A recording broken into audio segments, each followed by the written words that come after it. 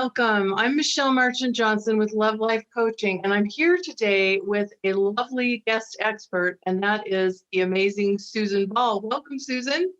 Hey, Michelle, good to be here. So Susan is an abuse recovery expert, and she and I just finished recording an amazing interview that's coming up on a series that we want to invite you to called Find the One in 21. And you can join us by clicking on the link below. It's free to join, but you do have to register. And Susan, just to give people a little flavor of kind of what we talked about and just a little something to chew on until then, I want to ask you a couple questions. The first one is, what is one thing that you commonly see that holds people back from having the love or relationships that they desire?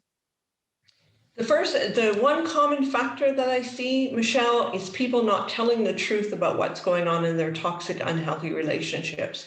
And when I say that, I say it with compassion and with love.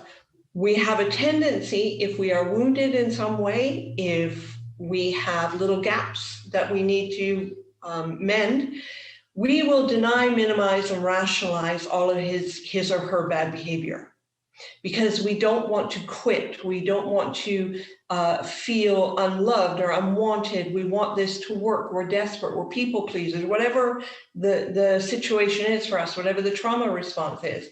So we don't tell the truth. We tell the truth by adding an excuse to it. So we will say, well, he cheated on me. Oh, but that's because I haven't really been there for him. Instead of saying he cheated on me, period. Now that brings up real emotions about what he did. Mm-hmm. And I see that a lot, just not telling the truth. Mm-hmm.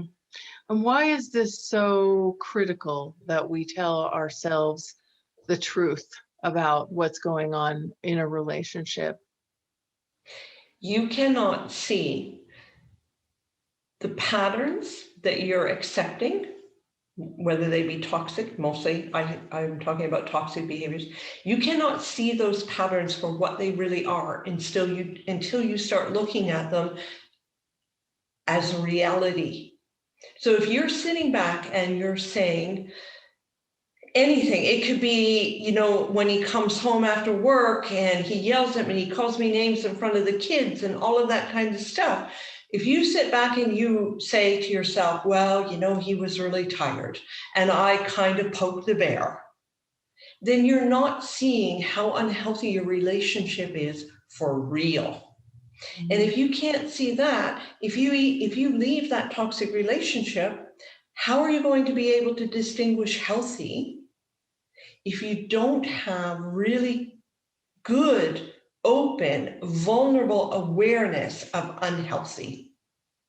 Right. So I think you may have already kind of answered this question in the first one, but what is one thing that people can begin to do right now to put them on a more healthy, happy trajectory towards finding love and relationships they can enjoy that are... I think if they're in an unhealthy relationship, toxic, abusive relationship, or they've just left one, I encourage you to get a journal, a pretty pen, whatever you need, a pad of paper, and start writing pen to paper what happened in the relationship. He or she did this, period. Did this, period. Ruined Christmas, period. No excuses. Just keep writing what truly happened in the relationship. And then at the end of what you've written, write about how that made you feel. Write about you, your emotions. You felt abandoned, you felt hurt, you felt anger, get all of those exposed. We need to go through exposure therapy to get those emotions out and to get the truth on paper. Mm-hmm. Yeah, and we talked about this in the main interview, but I just want to mention it here too.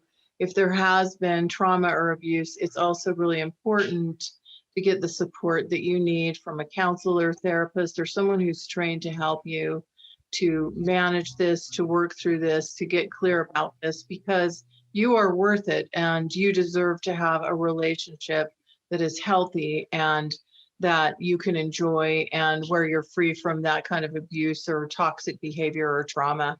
And so I really love what you shared, Susan. And I think this idea of really being grounded in truth is so incredibly powerful. And Susan expands on this and some other important things in the interview on the event. So be sure to click on the link below to join us. And Susan, thank you once again for your contribution. I really appreciate it so much. Thank you, Michelle, for having me. Yeah. Okay, everybody. Bye for now. Hope to see you on the event. Bye-bye.